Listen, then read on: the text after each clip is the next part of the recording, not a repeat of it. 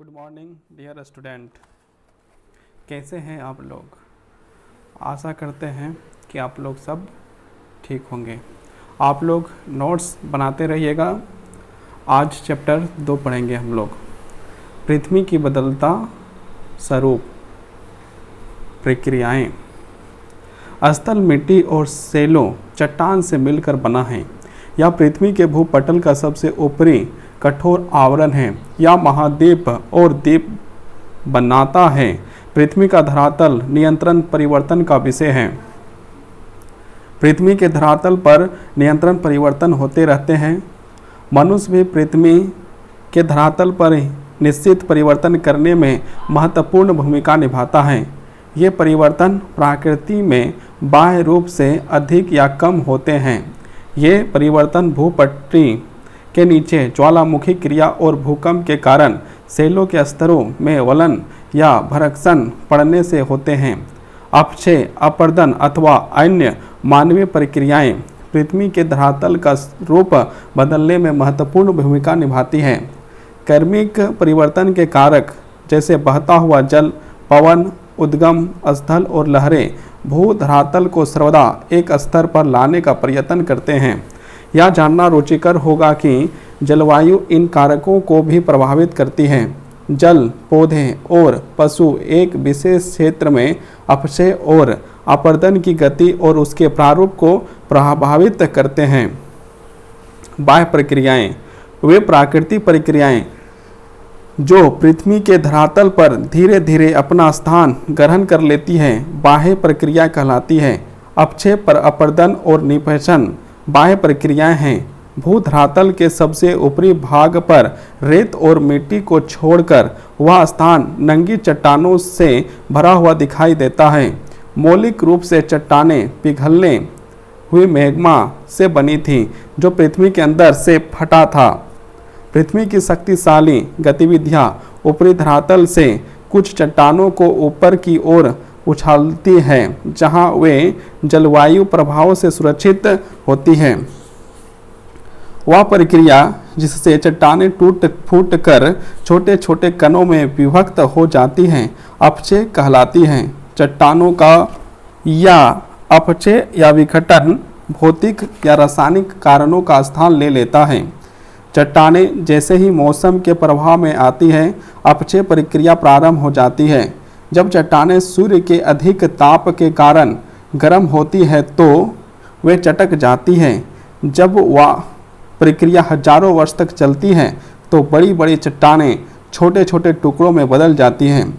आपने देखा होगा कि किसी चट्टान की चिकनी और नई सतह की मिट्टी या कंक्रीट की बाहरी परत के बदलने या टूटने के बाद वह खुरदरी या दरारों वाली हो जाती है। चट्टानों की इन दरारों में सर्दियों में जल बर्फ रूप में जम जाता है और फैल जाता है। यह दबाव प्रायः चिपकी चट्टानों में होता है, इसलिए स्थल कृतियों के लिए अनेक कारक उत्तरदायी हैं। अपक्षय क्रियाएं को प्रभावित करने वाला कारक ताप और दाब में परिवर्तन, जल की प्रक्रियाएं, धूरी भूरी आयु, पशु और जंतु, पेड़ पौधे की जड़ें। एक बड़ी संख्या में प्राकृतिक कारक पृथ्वी भूपटल पर उच्चावच उन्नयन में अंतर को घटाने की दिशा में कार्य करते हैं। पहली अवस्था में चट्टानें विघटित होती हैं और दूसरी अवस्था में जल गतिशील हिम, पवन या गुरुत्वाकर्षण जैसे प्राकृतिक वाहक चट्टानों के इस अपक्षय पदार्थ को अपने मूल स्थान से हटाकर किसी अन्य स्थान पर निक्षेपित कर देते हैं। ये प्राकृतिक वाहक मृदा की ऊपरी परत को एक स्थान से दूसरे स्थान पर स्थानांतरित करने के लिए भी उत्तरदायी हैं। यह मृदा अपर्दन है। इस प्रकार अपक्षित कणों को एक स्थान से दूसरे स्थान पर उठाकर ले जाने की क्रिया को अपर्दन कहते हैं। अपक्षय और अपर्दन लगभग सभी स्थानों पर और हर समय होता है। कभी कभी अपर्दन की प्रक्रियाएं धीमी और कभी अधिक तेज होती हैं। जलवायु अथवा पर्यावरण में परिवर्तन के कारण उसकी क्रिया की गति में अंतर हो सकता है। लाखों करोड़ों वर्षों तक होने वाले अपक्षय और अपर्दन पृथ्वी के धरातल पर पाई जाने वाली स्थल कृतियों जैसे पर्वत, पहाड़ियों, पठारों और मैदानों के रूप में परिवर्तन के उत्तरदायी हैं। अपर्दन को प्रभावित करने वाले कारक, अपर्दन की मात्रा और दर अनेक कारकों पर निर्भर होती हैं। ये हैं भूमि उपयोग में परिवर्तन, तापमान, भूमि की ढाल, किसी स्थान की वर्षा, मृदा के प्रकार, वनस्पति के आवरण। भूमि की गतियाँ एवं बंजर भूमि भी पृथ्वी के धरातल में परिवर्तन लाते हैं।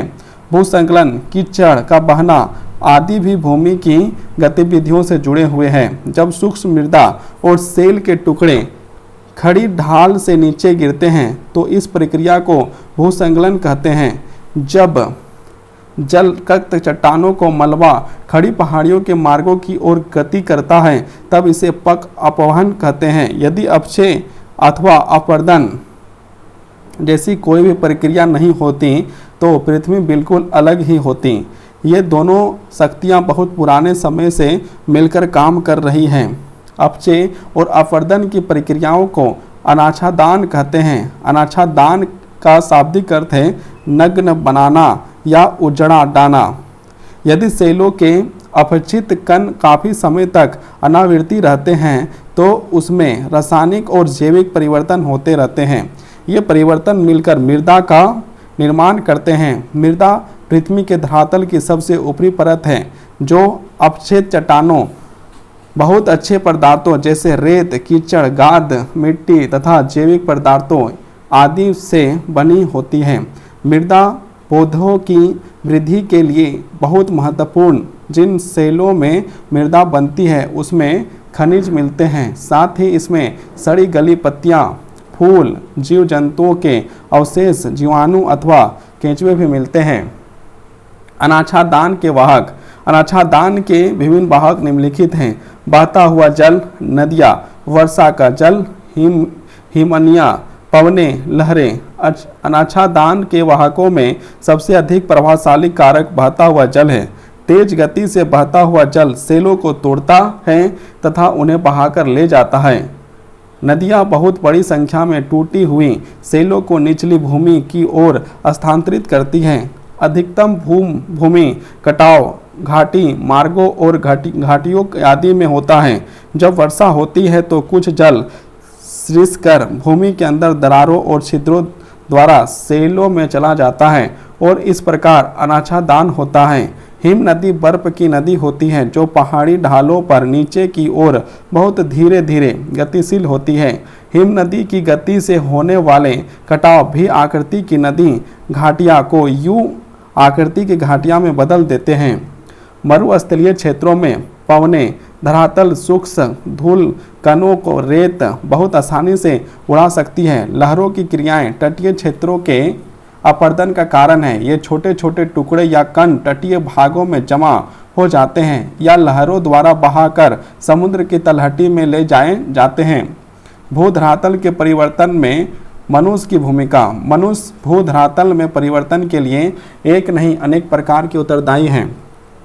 वृक्षों की कटाई, नाभिकीय परीक्षण, अनायोजित रूप से पवनों का निर्माण, गंदे और विषैले जल का बहिस्राव, विशाल बांधों का निर्माण, शहर का कूड़ा कचरा फेंकना। नदियाँ जैसे जैसे पहाड़ियों से नीचे की ओर बहती हैं तब ये अन्य जलधाराओं या नदियों जिन्हें सहायक नदियाँ कहते हैं ये जुड़ जाती हैं।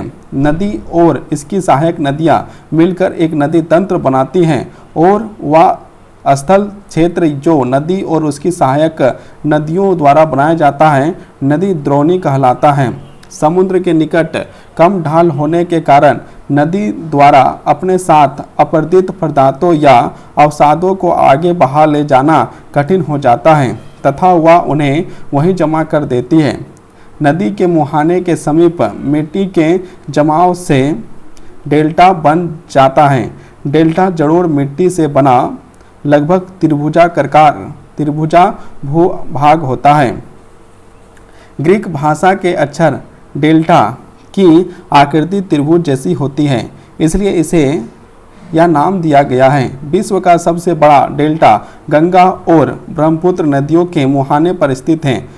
जल जब हिमपात के रूप में गिरता है तो वह कम जगह घेरते हुए बर्फ के क्षेत्र का रूप ले लेता है।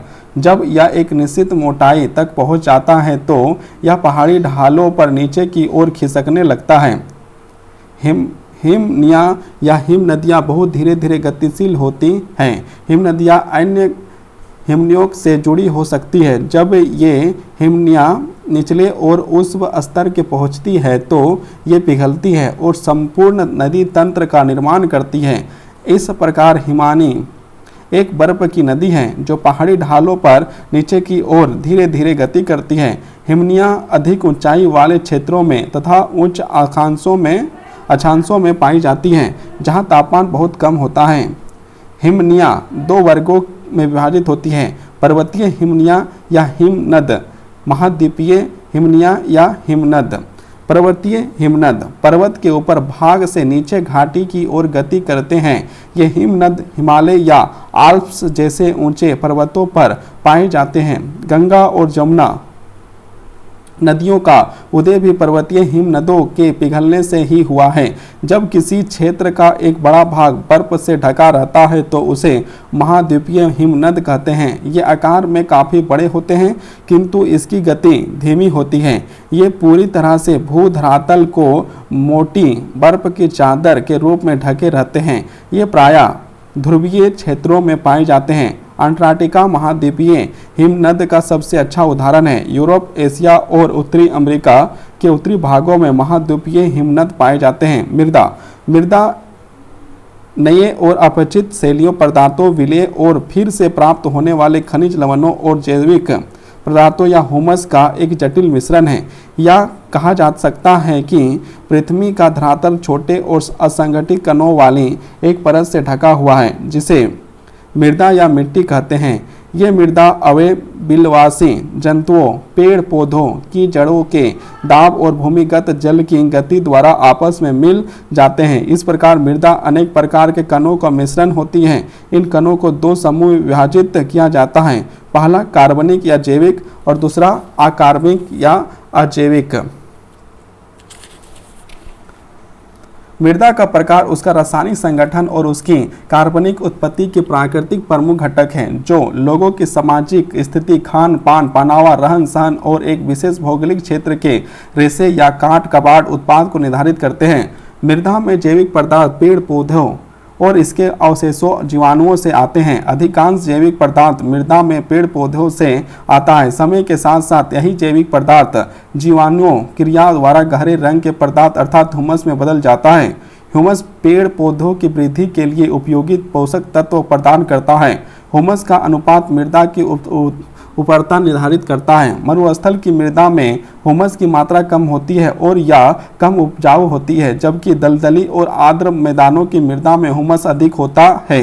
गर्म जलवायु जैविक पदार्थों के क्षय को बढ़ावा देती है और मृदा घनी होती है। ठंडी जलवायु कम अपक्षेद उत्पन्न करने वाली होती है और मृदा हल्की होती है। अजैविक पदार्थों में अपक्षित सेलों के छोटे छोटे टुकड़े रेत, गाद, मिट्टी और धूल आदि होते हैं। सेल या चट्टानें भिन्न भिन्न आकार की होती हैं। ये बड़े आकार के कंकड़ और या बजरी या छोटे आकार के बालू कहलाती है। मृदा का निर्माण एक धीमी प्रक्रिया है। जब भौतिक और जैविक बल एक साथ संपर्क में आकर कार्य करते हैं तो चट्टानों का विघटन हो जाता है। अनेक चट्टानों का खनिज पदार्थ होते हैं जो कि जल की क्रिया करते हैं। चट्टानों के बड़े भाग अपचित होते हैं या अपचित पदार्थ वायु या जल द्वारा अपने मूल स्थान से हटाकर किसी अन्य स्थान पर निपेक्षित कर दिया जाता है। इस प्रकार बनी मृदा को वाहित मृदा कहते हैं। इसके विपरीत अवशिष्ट मृदा वह मृदा है जो अपने मूल स्थान पर ही मृदा के रूप में बदल जाता है। नम क्षेत्रों में मृदा का निर्माण अपेक्षाकृत कम समय में लगता है, जबकि शुष्क क्षेत्रों में अधिक समय लगता है। चट्टानों से मृदा की 2.5 सेंटीमीटर की परत के निर्माण के कुछ हजार वर्ष का समय लगता है। मृदा के निर्माण के लिए उत्तरदायी कारक जनक सेल, जलवायु, पदार्थ और जंतु किसी स्थान के विशेष आकृति या उन्नयन समय व्यतीत होने के साथ साथ अपक्षय भी होता रहता है तथा मृदा के निर्माण की प्रक्रिया चलती रहती है। कालांतर में मृदा परतों के रूप में विकसित होती है। इन क्षेत्रीय परतों को मृदा स्तर कहते हैं। जिन सेलों में मृदा बनती है उन्हें जनक सेल कहा जाता है। विभिन्न प्रकार की मृदा के लिए उत्तरदायी कारक जनक सेल की प्रकृति, वनस्पति आकार का प्रकार, जलवायु परिवर्तन, भूमि का ढलाव, अन्य प्राकृतिक कारक। भारत में 6 प्रकार की मृदाएं होती हैं: जलोढ़ मृदा, मरुस्थलीय मृदा, काली मृदा, पर्वतीय मृदा, लाल मृदा, लेटेराइट मृदा।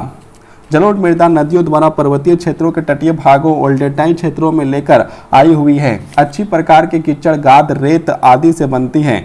भारत में इस प्रकार की मृदा मुख्य रूप से नर्मदा और ताप्ती की निचली घाटियों, उत्तरी गुजरात और छत्तीसगढ़ के मैदानों में पाई जाती हैं। विशाल उत्तरी मैदान भी इस प्रकार की मृदा का बना है। काली मृदा ज्वालामुखी सेलों और पिघलने हुआ लावा से बनती है। यह मृदा बहुत उपजाऊ होती है। इसे काली कपास की मृदा भी कहते हैं क्योंकि यह कपास की उपज के लिए बहुत उपयुक्त है। स्थानीय लोग इसे रेगड़ कहते हैं। यह मृदा दक्कन के गर्म और शुष्क क्षेत्रों में मध्य प्रदेश, महाराष्ट्र, गुजरात और तमिलनाडु आदि में पाई जाती है। लाल मृदा रवेदार आग्नेय सेलों से टूटने के फलस्वरूप बनती है। यह मृदा कम वर्षा वाले क्षेत्रों में बनती है। यह मृदा खाद की सहायता से अच्छी फसलें देती है। लाल मृदा तमिलनाडु, कर्नाटक, दक्षिण पूर्व महाराष्ट्र, उड़ीसा और मध्य प्रदेश में पाई जाती है। लेटेराइट मृदा उन कटिबंधीय क्षेत्रों की विशेष मृदा है जहां भारी वर्षा होती है। यह मृदा लो ऑक्साइड की उपस्थिति के कारण लाल रंग होती है। यह मृदा अम्लीय होती है तथा कृषि के लिए अनुपयुक्त है क्योंकि यह नमी को बनाकर नहीं रख सकती। इस प्रकार की मृदा पश्चिमी घाट के वर्षा वाले क्षेत्रों और छोटा नागपुर के पठार में पाई जाती है। मरुस्थलीय मृदा पश्चिमी स्थान में पाई जाती है। यह मृदा मोटे भूरे रेत कणों में बनी होती है और उपजाऊ नहीं है। वर्षा की कमी इस प्रकार के मृदा के निर्माण में महत्वपूर्ण कारक है। पर्वतीय मृदा हिमालय के क्षेत्रों में पाई जाती है। इस मृदा में लोहे की अधिकता और चूने की कमी होती है। जिन क्षेत्रों में उपयुक्त वर्षा होती है वहाँ चाय का उत्पादन होता है। मृदा अपरदन, मृदा के सूक्ष्म कणों का निष्कासन मृदा अपरदन कहलाता है। मृदा अपरदन केवल भारत में ही नहीं अपितु विश्व के अन्य भागों में भी एक गंभीर समस्या है। मृदा अपरदन के मुख्य कारक निम्नलिखित है: पवन,